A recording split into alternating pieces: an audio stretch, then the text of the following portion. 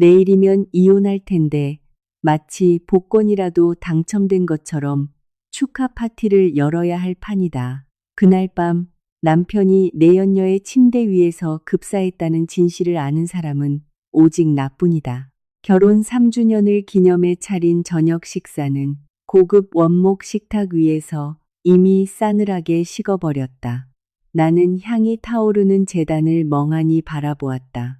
내 마음은 하얗게 기름이 굳어버린 갈비찜보다 더 차갑게 식어 있었다. 며느리이자 아내로서 천일의 시간 동안 속으로 꾹꾹 삼켜왔던 인고의 눈물도 결국 바닥을 드러냈다. 칠흑같이 고요한 한밤중 현관문 손잡이가 달가닥거리는 소리가 들려왔다. 낯선 여자 향수 냄새를 풍기며 다가오는 그 소리는 곧 잔혹한 폭풍우가 닥쳐올 것임을 예고하고 있었다. 한 여자의 뼈저린 희생이 도리어 제 남은 인생의 숨통을 끊어놓는 보이지 않는 칼날이 되어버린 것일까. 저녁 7시 정각, 나는 비좁은 주방에 틀어박혀 남편 강태호가 평소 즐겨 먹던 음식들을 정성스레 차리고 있었다. 오늘은 우리의 결혼 3주년 기념일이었다. 3년, 사람의 일생에서 그리 긴 시간은 아니지만 한 여자의 청춘과 인내심을 모조리 쥐어짜내기엔 충분한 시간이었다. 나는 내 커리어를 포기하고 뒤로 물러나 시댁 식구들의 수발을 들고 집안일을 도맡았다. 심지어 태호가 변호사 사무실을 개업할 수 있도록 알토란 같은 내 미천까지 긁어모아 바쳤다. 하지만 그 헌신의 대가는 너무도 씁쓸한 결말을 향해 가고 있었다. 현관문에서 달가닥 소리가 났다. 집 안으로 들어선 태호의 셔츠 깃에서는 짙은 술 냄새와 비릿한 여자의 향수 냄새가 뒤섞여 진동했다. 그는 정성껏 차려진 식탁은 거들떠보지도 않은 채 하얀 서류 뭉치를 유리 식탁 위로 매정하게 내동댕이 쳤다. 서류 뭉치가 식탁에 부딪히며 내는 건조한 파열음이 저녁의 정막을 날카롭게 찢었다. 서류나 읽어봐. 내일 아침에 당장 법원으로 가. 태호가 차갑게 내뱉었다. 나는 맨 윗장에 굵게 인쇄된 글씨로 시선을 옮겼다. 이혼 합의서. 종이를 한 장씩 넘길 때마다 내 마지막 인내심마저 칼에 베이는 듯 했다. 태호는 조강지처에게 퇴로 하나 남겨두지 않을 만큼 교활하고 노련한 변호사였다. 합의서 내용에 따르면 우리가 살고 있는 이 아파트는 시댁 소유로 넘어간다고 되어 있었다. 정말 기가 막힐 노릇이었다. 이 아파트 전세금 3억 원을 마련하기 위해 시골에 계신 우리 친정엄마는 조상 대대로 내려오던 선산까지 눈물을 머금고 팔아야 했다. 그런데 지금 서류상 명의자는 시아버지로 되어 있었다. 그가 내게 관대하게 남겨준 유일한 재산은 자동차 한 대였지만 거기엔 매달 내가 갚아야 할 거액의 자동차 대출금이 딸려 있었다. 부부 공동 명의의 예금은 내가 전업주부로서 직접적인 소득을 창출하지 않았다는 이유로 고작 10분의 1만 나누겠다고 명시되어 있었다. 계산이 아주 철저하네. 우리 엄마가 땅 판 돈까지 당신이 다 집어삼키겠다는 거잖아. 나는 한 이불을 덮고 자던 남자를 올려다보며 기이할 정도로 차분한 목소리로 말했다. 태호는 경멸이 가득한 눈빛으로 비웃었다. 법은 증거로 말하는 거야. 집 명의가 우리 아버지로 되어 있는데 네가 무슨 자격으로 돌려달라고 해? 3년 부부 정을 생각해서 차라도 한 대 남겨준 줄 알아. 잔말 말고 빨리 사인해. 나 다른 일 처리하러 가봐야 하니까. 눈물은 단 한 방울도 흐르지 않았다. 그동안 홀로 독수공방하며 수많은 밤을 눈물로 지새웠기 때문일지도 모른다. 아니면 이 인간의 뼛속 깊은 잔인함을 완전히 꿰뚫어 보았기 때문일 수도 있다.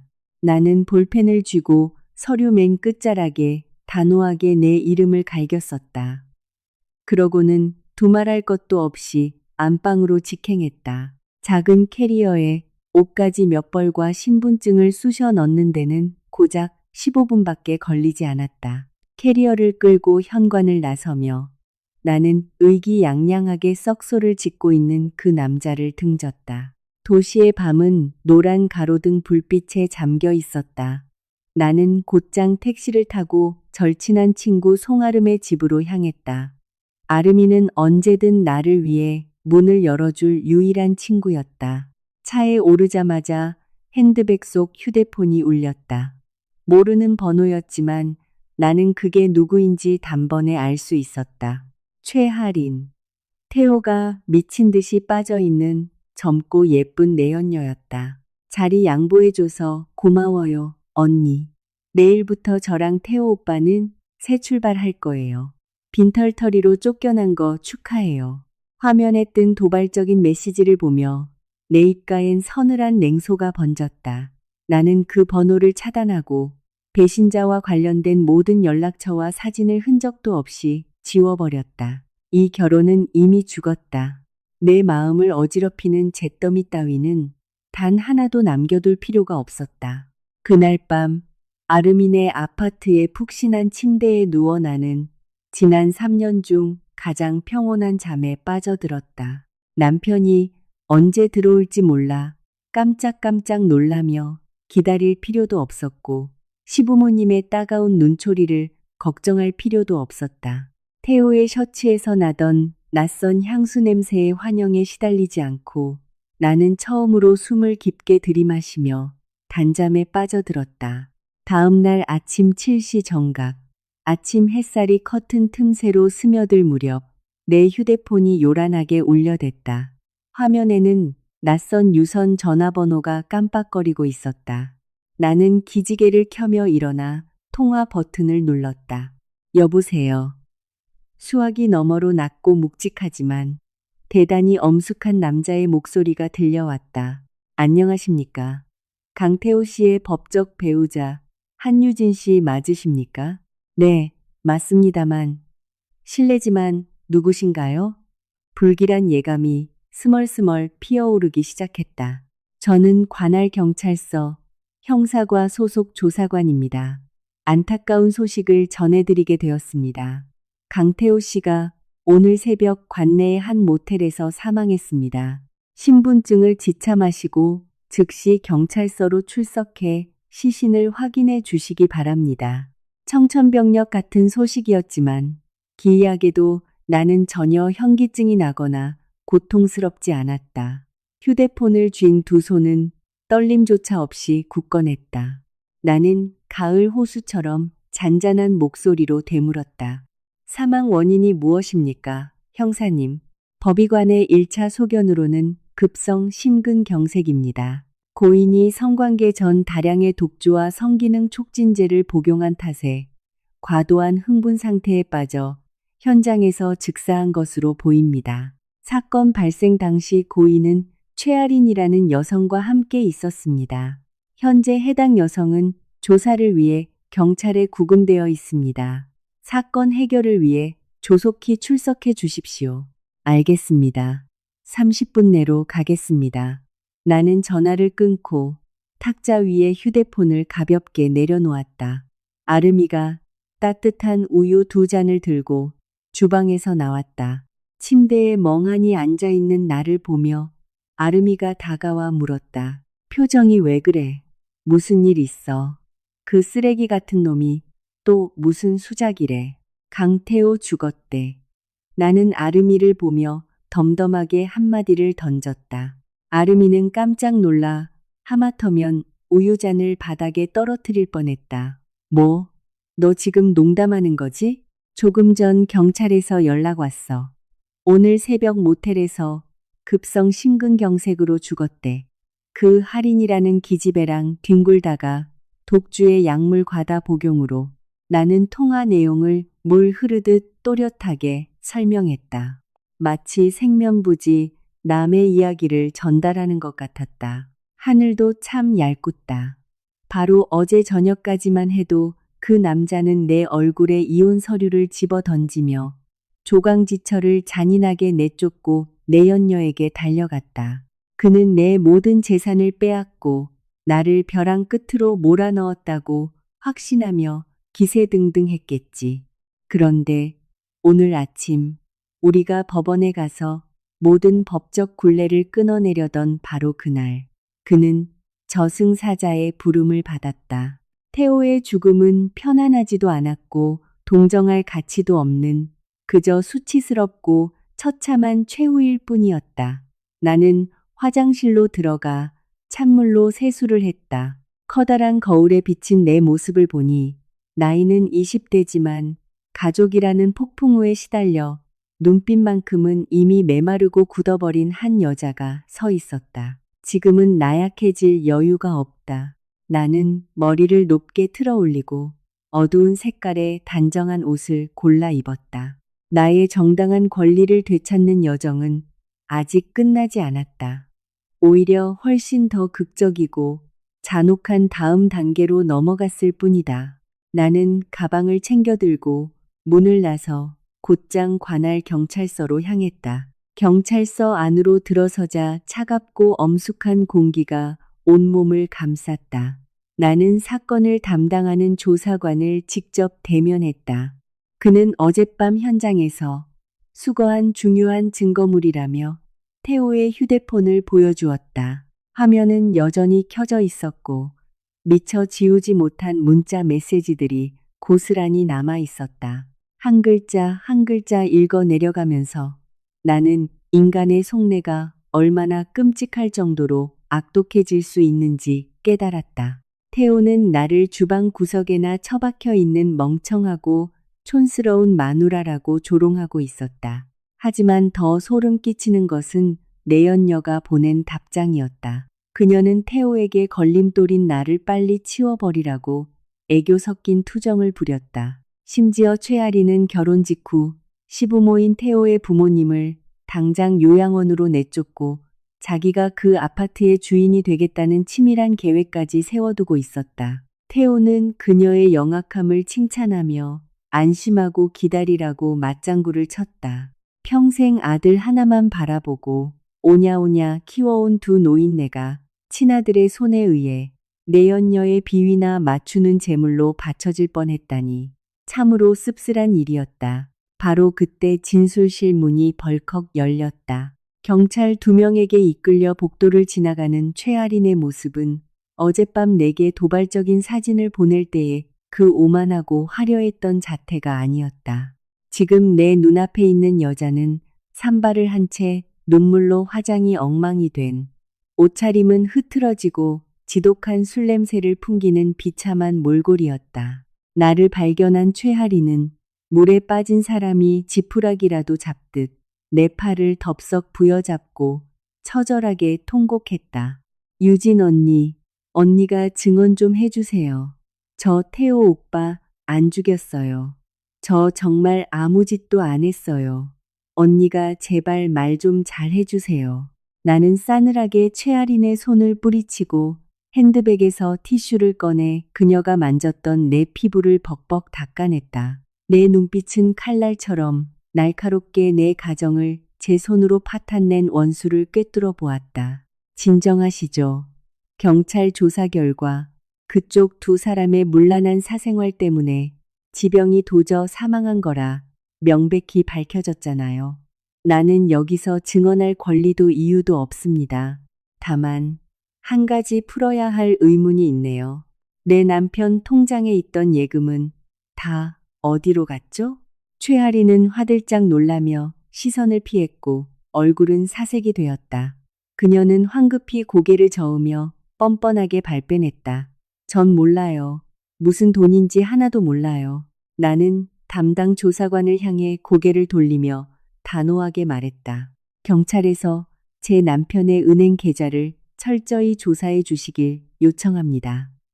저는 법적 배우자로서 남편의 계좌 잔고와 평소 거래 내역을 정확히 알고 있습니다. 오늘 아침 은행 자동응답 시스템을 통해 조회해 보니 아주 수상한 점을 발견했습니다. 조사관은 즉시 컴퓨터 시스템을 켜고 데이터를 대조했다. 결과는 화면에 명백하게 드러났다.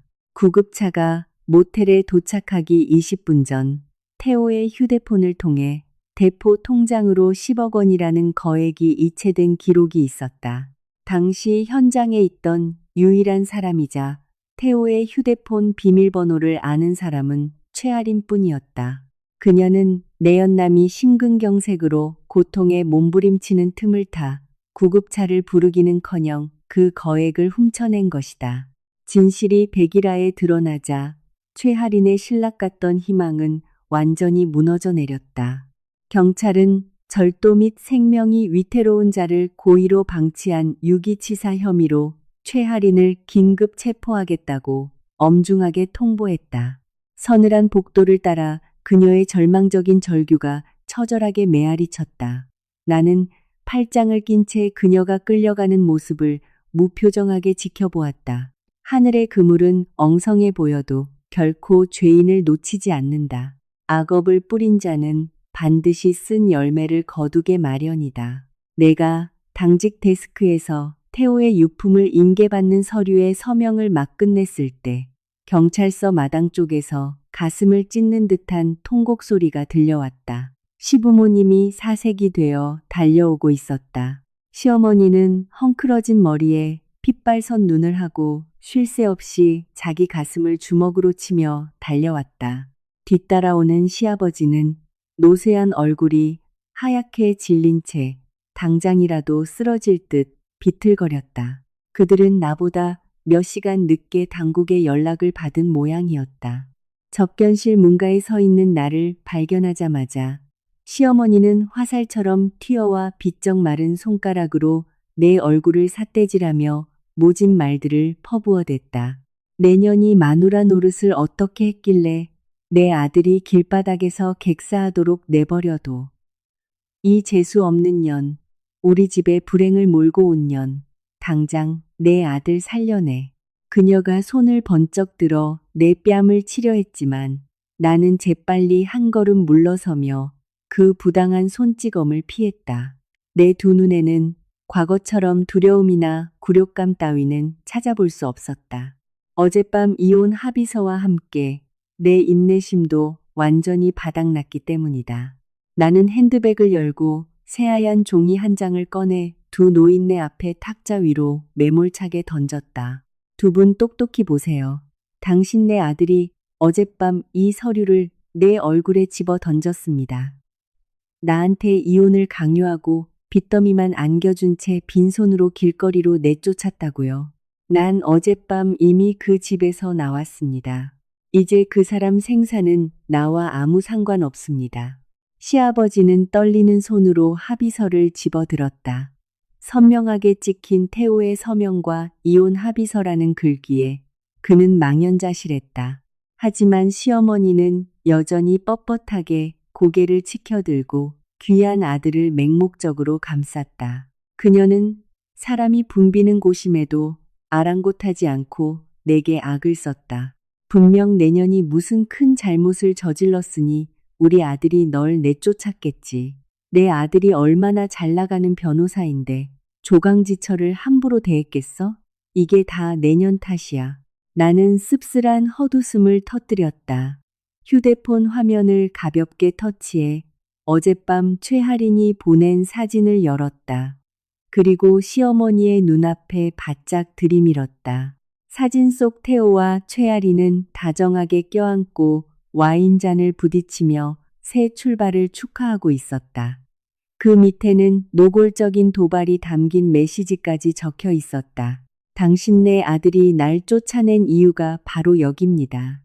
바람을 피우다가 약을 먹고 독주를 너무 많이 퍼마셔서 복상사한 거라고요. 아무도 그 사람을 해치지 않았어요. 무덤지가 판 겁니다. 게다가 저 사진 속 여자는 두 분을 요양원으로 내쫓고 그 아파트를 차지할 계획까지 다 세워뒀더군요. 나는 또박또박 분명하고 단호하게 내뱉었다. 시어머니는 사진을 뚫어져라 보며 경악을 금치 못했다. 마침 그때 최아린이 유치장으로 이송되기 위해 취조실에서 복도로 끌려 나왔다. 아들을 죽음으로 몰아넣은 장본인이자 재산을 가로채려던 내연녀를 발견하자 시어머니는 짐승처럼 울부짖었다. 이 천하의 몹쓸 년, 네가 내 아들을 죽였어. 내 집까지 뺏으려고 해. 내 아들 살려내. 그녀는 최아린의 헝클어진 머리채를 뒤로 낚아채고 무자비하게 뺨을 후려쳤다. 경찰서 로비 한복판에서 대혼란이 벌어졌다. 최하린의 비명과 시어머니의 돕기 어린 쌍욕, 그리고 이들을 떼어놓으려는 경찰들의 제지 소리가 뒤섞여 귀를 찢을 듯한 난장판이 연출됐다. 시아버지는 가슴을 부여잡고 긴 의자에 주저앉아 숨을 헐떡였다. 나는 안전한 구석으로 물러나 팔짱을 낀 채 그 집안의 총극을 지켜보았다. 내게 권력을 휘두르며 괴롭히던 자들이 이제는 비통함과 수치심 속에서 서로를 물어뜯고 있었다. 모든 것이 너무도 잔인할 만큼 노골적이었지만 내 마음 깊은 곳에서는 이루 말할 수 없는 후련함이 밀려왔다. 진땀을 뺀 경찰들이 간신히 시어머니와 내연녀를 떼어놓았다. 시어머니는 씩씩거리며 헝클어진 머리와 찢어진 옷매무새로 엉망이 되어 있었다. 분풀이를 마친 그녀는 평소처럼 명령조가 반쯤 섞인 간절한 눈빛으로 나를 쳐다보았다. 시아버지도 무거운 발걸음을 끌며 다가와 쉰 목소리로 애원했다. 유진아, 그래도 네가 호적상 태호의 정실 부인 아니냐. 죽은 사람에 대한 도리는 해야지. 이제 내 아들도 죽었는데 우리 두 늙은이가 누굴 의지하겠니. 네가 나서서 남편 장례를 모자람 없이 치러다오. 나는 허리를 꼿꼿이 세우고 팔짱을 낀 채 그들의 눈을 똑바로 응시했다. 아내 된 도리요? 참으로 기가 막히네요. 한밤중에 제가 아무데도 갈 곳 없이 쫓겨날 때 그 잘난 돌이 운운한 사람이 한 명이라도 있었습니까? 나는 쇠꼬챙이처럼 단호한 목소리로 되받아쳤다. 두 분 다 제가 방금 보여드린 이혼 합의서 잊지 마세요. 어젯밤 당신네 아들 입으로 직접 인연 끊자며 나를 길바닥으로 내몰았습니다. 저 내연녀를 집에 들이려고요. 이제 와서 그 사람이 방탕하게 놀다 죽으니까 나더러 아내 노릇을 하라굽시오. 전 손가락 하나 까딱하지 않을 겁니다. 시어머니는 눈을 부릅뜨고 시어머니 특유의 권위로 나를 억누르려 했다. 허리에 손을 얹고 앙칼지게 쏘아 붙였다. 너 인연 배은 망덕하게 굴지 마. 3년 동안 우리 집에서 먹고 자고 내 아들 돈 쓰고 살았으면서 이제 와서 발을 빼. 나는 그녀의 말이 끝나기도 전에 즉각 반격했다. 말씀 참 잘하셨네요. 돈 이야기 꺼내셨으니 우리 철저하게 계산부터 합시다. 지금 두 분이 살고 계신 그 아파트 전세 보증금 3억 원은 우리 친정엄마가 조상님 선상까지 눈물을 머금고 팔아서 보태준 돈입니다. 명의는 시아버지 이름으로 해놓으라고 강요하셨죠. 당장 우리 엄마 피눈물인 그 3억 원부터 돌려놓으세요. 안 그러면 법원에 소송을 걸어서라도 모조리 되찾을 테니까. 돈 이야기가 나오자 시어머니는 눈동자가 흔들리며 입을 싹 씻고 오리발을 내밀었다. 경찰서 한복판에서 목소리를 높였다. 어디서 함부로 입을 놀려? 전세 계약서에 우리 영감 이름이 적혀 있으면 그건 우리 가족 재산이야. 네가 무슨 증거로 3억을 내놓으라는 거야? 고소 같은 소리 하네. 우리 집엔 그런 돈 없어. 나는 비릿한 조소를 흘렸다. 탐욕은 사람의 눈을 멀게 하는 법이다. 나는 한 걸음 더 다가가 목소리를 낮췄지만 한마디 한마디에 천근만근의 무게를 실어 내뱉었다. 제가 태호랑 3년을 살면서 그 사람이 무슨 짓을 하고 돌아다녔는지 모를 줄 아셨습니까? 태호는 부동산 분쟁 전문 변호사였죠. 그 사람이 브로커에게 뇌물 먹이고 서류 위조해서 의뢰인들한테 뒤로 챙긴 검은 돈이 얼마나 되는지 아십니까? 그 불법 자금 장부와 복사본, 제 휴대용 저장 장치 안에 전부 들어 있습니다. 우리 엄마 돈 3억 원 당장 안 내놓으면 그 증거 자료들 몽땅 경찰에 넘겨버릴 겁니다. 그렇게 되면 당신 아들의 명예는 시궁창에 처박히는 거고 두 분 재산도 모조리 압류당해서 조사받게 될 겁니다. 어디 한번 잘 생각해 보시죠. 내 협박은 두 노인네의 얼굴에 끼얹어진 찬물 같았다. 시아버지는 핏기가 가신 얼굴로 황급히 아내의 팔을 잡아 끌었다. 시어머니는 말문이 막혀 입만 벙긋거릴 뿐 감히 욕설을 내뱉지 못했다. 그들은 내가 진실을 말하고 있다는 것을, 자기 아들이 얼마나 무모하게 불법을 저질렀는지 너무나도 잘 알고 있었다. 약점이 잡힌 시댁 식구들은 입을 꾹 다문 채 구석으로 찌그러졌고, 나에게 장례를 치르라는 헛소리는 두 번 다시 입 밖으로 꺼내지 못했다. 경찰서를 나서자 눈부신 아침 햇살이 거리를 비추고 있었다. 나는 근처 카페로 걸음을 옮겨 따뜻한 차 한 잔을 시키고 파란만장했던 오전의 충격을 달랬다. 핸드백 안에서 갑자기 휴대폰이 요란하게 울렸다. 화면을 확인해 보니 은행 시스템에서 보낸 문자 메시지들과 생명보험사에서 온 부재중 전화가 찍혀 있었다. 미간을 찌푸린 채 문자를 열어본 나는 놀라움을 금치 못했다. 강태호 명의의 예금 계좌 잔고가 어마어마한 숫자로 찍혀 있었던 것이다. 무려 15억 원의 예금과 5억 원의 주식 투자금. 이것은 태호가 오래전부터 은밀하게 굴려온 비자금이었다. 나한테는 생활비 10원 한 장까지 쪼잔하게 따지고 매달 자동차 할부금이나 갚게 만들었으면서 아내 몰래 이런 거대한 재산을 숨겨두고 있었던 것이다. 충격이 가시기도 전에 다시 전화벨이 울렸다. 생명보험사 고객센터 직원의 번호였다. 전화를 받자 수화기 너머로 나긋나긋하고 전문적인 목소리가 들려왔다. 안녕하세요, 한유진 고객님. 저는 생명보험사의 직원입니다. 남편이신 강태호 고객님께서 급성 심근경색으로 운명하셨다는 소식을 방금 접했습니다. 유가족분들께 깊은 애도를 표합니다. 다름이 아니라 사망보험금 수령 절차를 안내해 드리려고 연락드렸습니다. 나는 미간을 찌푸리며 명확히 되물었다. 사망보험금 수령 절차요? 제 남편의 보험금 말씀이신가요? 여직원은 상냥하게 대답했다. 네, 맞습니다, 고객님. 강태호 고객님께서 3개월 전에 30억 원짜리 생명보험에 가입하셨거든요. 계약서상 지정된 유일한 수익자는 바로 법적 배우자이신 고객님이십니다.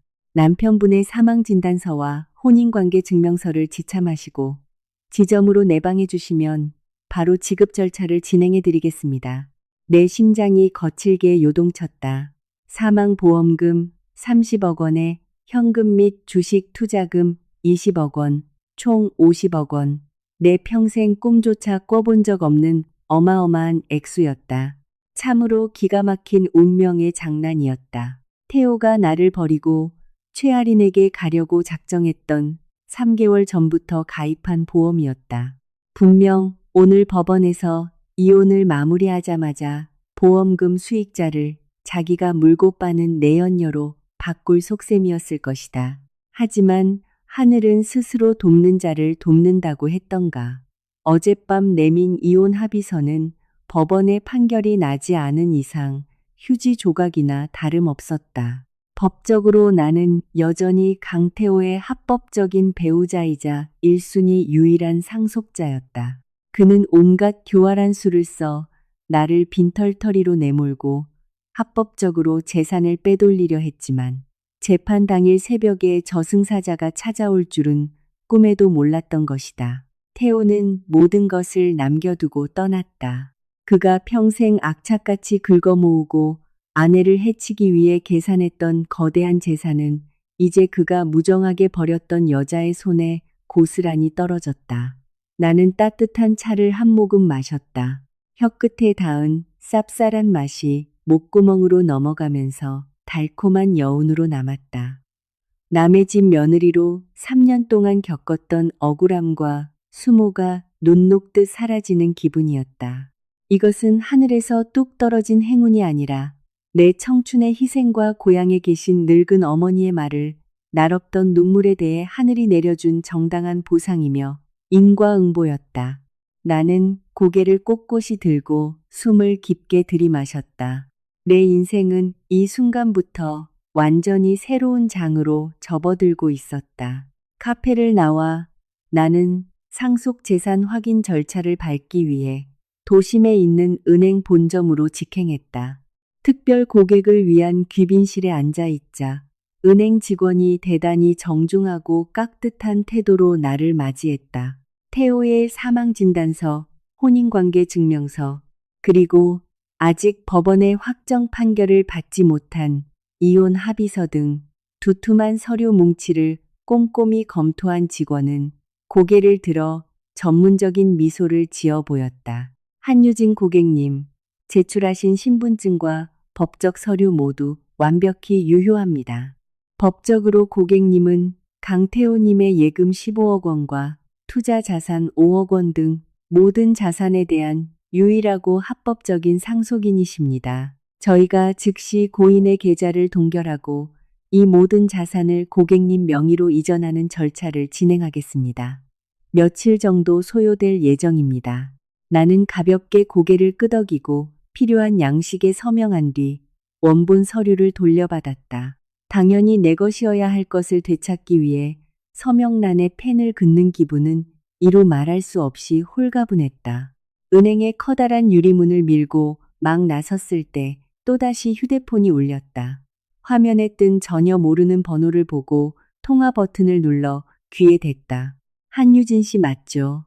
저 최아린 동생 최유라예요. 수화기 너머로 들려오는 목소리는 거만하고 뻔뻔하기 짝이 없었으며 한치의 주저함도 없었다. 나는 길가의 커다란 가로수 그늘 아래 우뚝 멈춰 서서 태연하게 대꾸했다. 나한테 무슨 용건이죠? 그쪽 언니는 지금 관할 경찰서 유치장에 처박혀 있으니 거기로 가보시죠. 전화기 너머에 최유라는 분통을 터뜨리며 콧방귀를 뀌고는 언성을 높였다. 우리 언니 얘기하자는 게 아니에요. 강태호 오빠가 우리 언니한테 사준 명품백들이랑 옷, 다이아몬드 반지 돌려받으려고 전화했어요. 그 물건들 지금 우리 언니 오피스텔에 있는데 당신이 사람 시켜서 자물쇠 채워놨다면서요. 그건 태호 오빠가 개인적으로 준 선물인데 당신이 함부로 압수할 권리 없어요. 나는 그 자매에 한심할 정도로 멍청하고 탐욕스러운 태도에 진저리가 나 소리내어 비웃었다. 그리고 목소리를 쫙 깔며 날 선 경고를 날렸다. 최유라 씨, 똑똑히 들어. 당신 언니한테 사준 명품백이든 옷이든 다이아몬드 반지든 그건 전부 혼인기간 중에 우리 부부의 공동재산에서 빠져나간 돈이야. 대한민국 법에 따르면 아내의 동의 없이 남편이 마음대로 부부 공동재산을 빼돌려 상간녀를 먹여 살릴 권리는 없어. 난 언제든 법원에 소송을 제기해서 그 사치품들의 가치에 상응하는 현금을 당신들한테 모조리 토해내게 만들 수 있어. 게다가 당신 언니는 내연남이 숨을 거두는 틈을 타 10억 원을 훔친 죄로 무거운 징역형을 앞두고 있어. 재산 은닉죄까지 얹어서 당신 자매가 쌍으로 나란히 감방 구경 가고 싶어? 소송과 감옥이라는 단어가 나오자마자 최유라의 기세등등함은 순식간에 증발해버렸다. 수화기 너머로는 두려움에 질린 거친 숨소리만 들려올 뿐이었다. 나는 그녀가 변명할 기회조차 주지 않고 단호하게 쨈기를 박았다. 다시는 나한테 무언가를 요구하려 뻔뻔하게 얼굴 들이밀지 마. 한 번만 더 귀찮게 굴면 타인의 범죄 수익을 처분하려 한 공범으로 당신까지 수사기관에 넘기도록 변호사한테 지시할 테니까. 나는 일방적으로 전화를 끊고 최유라의 번호마저 차단해버렸다. 초여름의 따가운 햇살이 아스팔트를 달구고 있었지만 내 마음은 더없이 상쾌했다. 탐욕스럽고 이기적인 인간들도 결국 법의 심판과 굴종이라는 사슬을 끊어낸 한 여자의 결연함 앞에서는 공포를 맛볼 수밖에 없는 것이다. 그날 오후 내가 다음으로 향한 곳은 도심 한복판 15층 빌딩에 자리 잡은 변호사 사무실이었다. 3년 전 강태호와 박도진 변호사가 공동으로 설립한 로펌이었다. 개업 당시 나는 내 개인 예금과 혼수 비용까지 영혼까지 끌어모은 2억 원을 태호의 미천으로 내놓았다. 하지만 남편을 굳게 믿었던 나는 사업자 등록증에 강태호와 박도진 두 사람의 이름만 올라가는 것을 아무런 의심 없이 동의했었다. 지난 3년 동안 매번 남편에게 점심 도시락을 가져다 줄 때마다 박도진과 직원들은 나를 깔보는 눈빛으로 쳐다보았다. 잘 나가는 남편의 능력에 기생에 사는 촌스러운 전업주부 취급을 했던 것이다. 나는 로펌의 커다란 유리문을 당당히 열고 들어갔다. 직원들은 삼삼오오 모여 태호의 갑작스럽고 불명예스러운 죽음에 대해 수군거리고 있었다. 검은색의 단정하고 우아한 정장을 입고 꼿꼿한 자세로 들어서는 나를 보자마자 그들은 일제히 입을 다물고 양옆으로 길을 내주었다. 나는 아무런 예고 없이 박도진 변호사의 집무실 문을 열고 들어갔다. 박도진은 유능한 파트너를 잃고 사무실의 미래를 걱정하며 책상 앞에 망연자실 앉아 있었다. 나를 본 그는 화들짝 놀라 일어나며 다소 억지스럽고 가식적인 미소를 지었다. 재수 씨, 태호 소식은 들었습니다. 정말 큰 손실이네요. 하지만 지금 이 시간에 여긴 어쩐 일이십니까? 집에서 장례 준비는 다 끝나셨습니까? 여자들은 집에서 얌전히 후사를 챙기는 게 낫지 않겠습니까? 박도진은 여전히 예전처럼 나를 얕잡아 보는 태도로 훈계를 늘어놓았다. 나는 가방을 한편에 내려놓고 그의 책상 맞은편 소파에 여유롭게 다리를 꼬고 앉아 양손을 깍지 꼈다. 박도진 변호사님, 저 여기 울고불고 장례식이나 도와달라고 온 거 아닙니다. 저는 강태호의 유일한 합법적 상속인 자격으로 이 로펌의 소유권과 재무 문제를 말끔하게 정리하러 왔습니다. 그 말에 박도진의 눈썹이 꿈틀했고 입가의 미소는 싹 사라졌다. 그는 의자에 등을 기대고 팔짱을 끼며 법률적 지식으로 나를 찍어 누르려 했다. 재수 씨, 그건 오해하신 거네요. 이 사무실 명의는 저와 태호로 되어 있습니다. 태호가 죽은 이상 모든 운영권은 저한테 넘어옵니다. 재수 씨는 그저 아내일 뿐이고 기업 법무나 회계는 아무것도 모르는 전업주부 아닙니까? 어떻게 이 사업에 간섭하겠다는 겁니까? 일단 댁으로 돌아가 계시면 나중에 상황 봐서 제가 위로금 명목으로 성의껏 좀 챙겨드리죠. 나는 박도진의 눈을 똑바로 응시하며 차가운 미소를 지었다. 입에서 흘러나오는 명확하고 전문적인 법률 용어들은 그를 당황하게 하기에 충분했다. 알량한 말장난으로 절 속이려 들지 마시죠. 3년 전 태호의 초기 자본금으로 내 개인 계좌에서 변호사님 계좌로 2억 원을 송금한 사람 바로 접니다. 은행 이체 내역과 당시 우리 셋이 나눴던 내부 합의 문자가 아직 제게 고스란히 남아 있습니다. 현행 상법과 상속법에 따라 이 로펌에 귀속된 강태호의 지분 50%에 대한 권리는 온전히 저에게 상속되었습니다. 박도진의 얼굴은 하얗게 질렸고 조명 아래 이마엔 식은땀이 맺히기 시작했다. 나는 멈추지 않고 결정타를 날렸다. 제가 고용한 독립회계법인이 지난 3년간 로펌의 모든 자금 흐름, 법률 서비스 계약, 그리고 회계 장부를 철저히 실사할 겁니다. 변호사님도 적극 협조하셔야 할 거고요. 이 사무실이 태호가 맡았던 소송에서 뒷돈을 받아 챙긴 장부에 수익이 얼마나 많은지, 그리고 변호사님도 그걸 나눠 먹었다는 사실을 전 아주 잘 알고 있습니다. 태호의 지분 50%를 투명하게 현금으로 환산해서 이번 주 내로 제 계좌에 송금하세요. 만약 조금이라도 은폐하거나 재산을 빼돌리려 한다면 그 검은 장부와 비리 기록들을 몽땅 국세청과 법무부에 넘겨버리겠습니다. 그렇게 되면 이 로펌은 문을 닫는 건 물론이고 변호사님 자격증도 영원히 박탈당하겠죠. 박도진의 얼굴에선 핏기가 완전히 가셨다. 그는 지금 자기 눈앞에 있는 여자가 예전처럼 만만하게 당하고 살던 순진한 주부가 아니라 자기 목숨줄을 쥔 무서운 적수라는 사실을 깨달았다. 그는 덜덜 떨리는 손으로 물을 한 잔 따라 크게 들이켜며 마음을 진정시키더니 이내 완전히 백기를 든 목소리로 고개를 끄덕였다. 알겠습니다. 재수 씨. 오해 푸세요. 당장 회계팀에 지시해서 장부 정리하겠습니다. 우리끼리 조용하고 깔끔하게 끝냅시다. 굳이 일을 그렇게 크게 벌일 필요 있겠습니까? 나는 자리에서 일어나 재킷 자락을 가다듬으며 예전에 나를 무시했던 남자를 승리자의 오만한 눈빛으로 내려다보았다. 진작 그렇게 나오셨으면 좋았을 텐데요. 이번 주 금요일에 입금 확인서에 서명하러 다시 오겠습니다. 그때까지 로펌 관리 잘 부탁드립니다.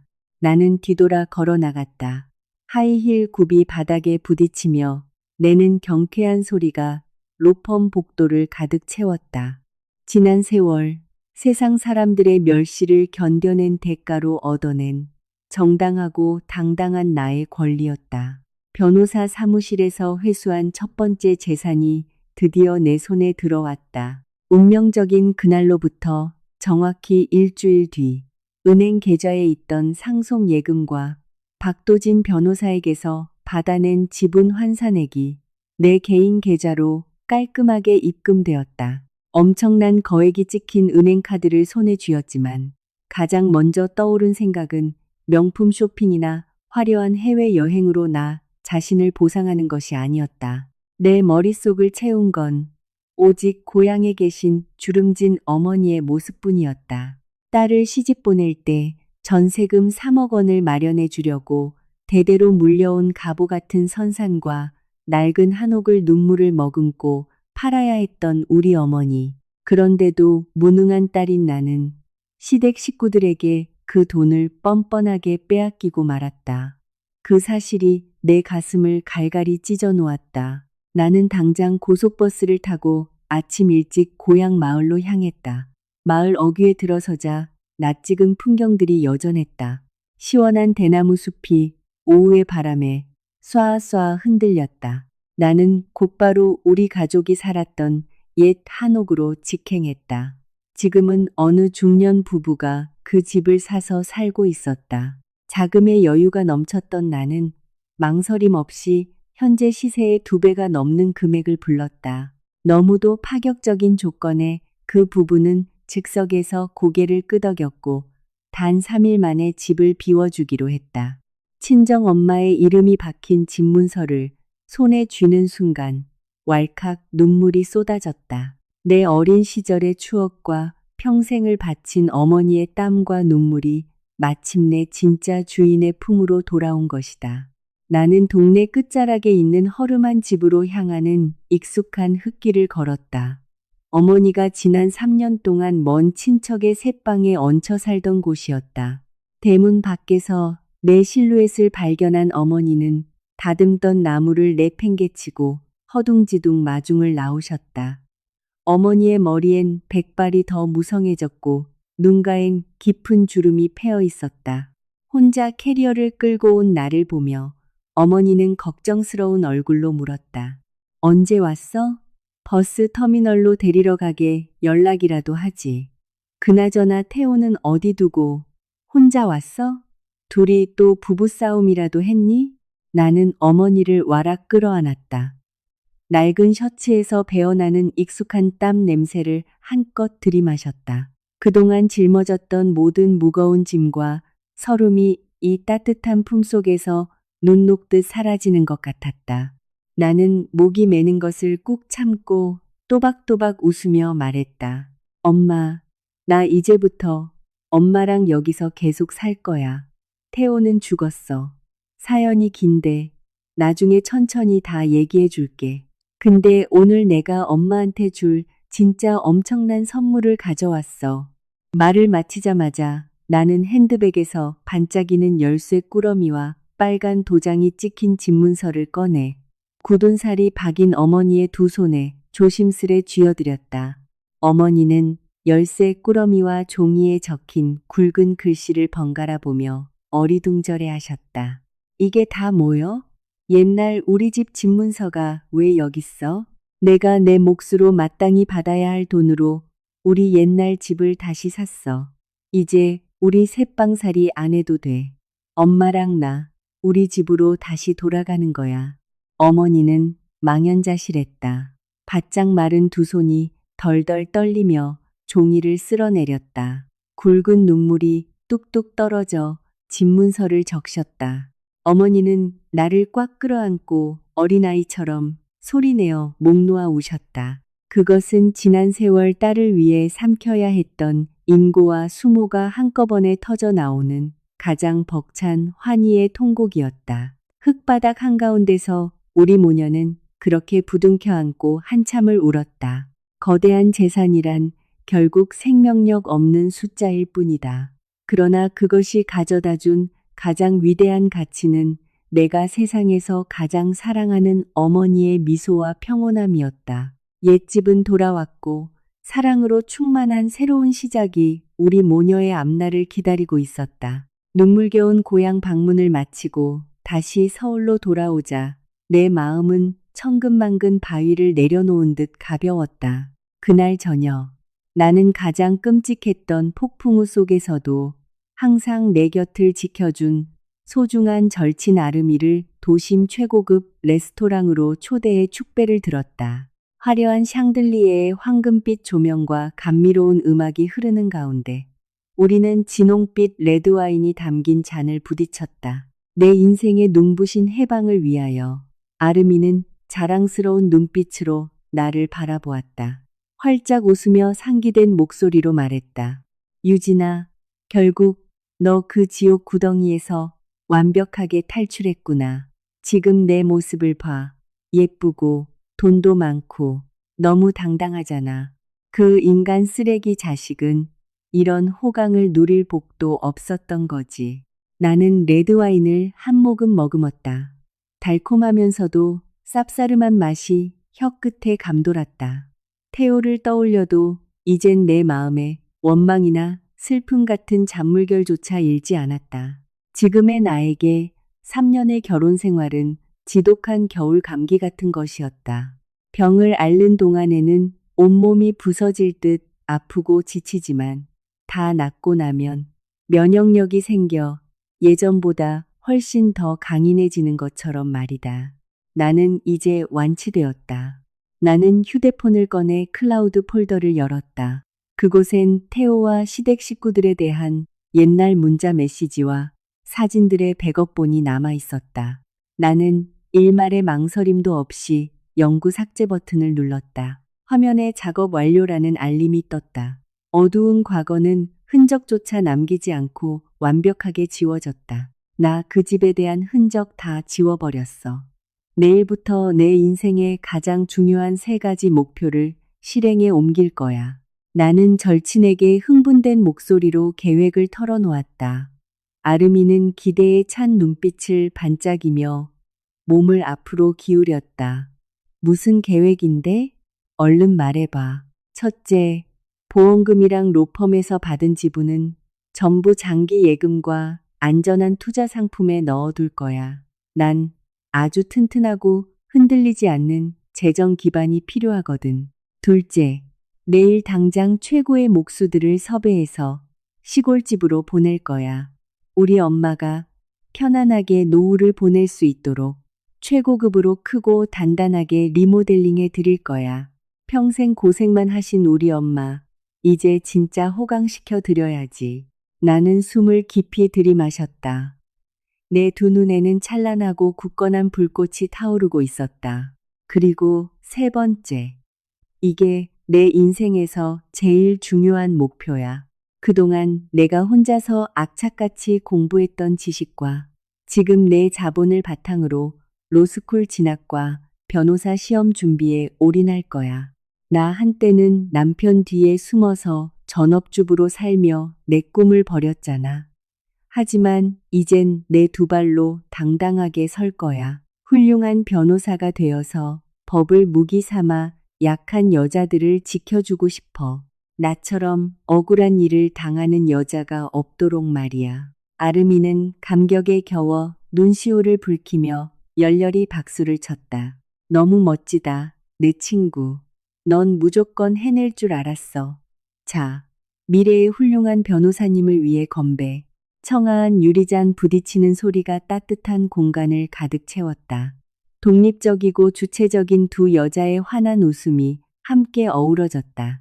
다음 날 아침, 도시의 하늘은 구름 한 점 없이 푸르렀고 가로수 잎사귀들 위로 눈부신 아침 햇살이 춤을 추었다.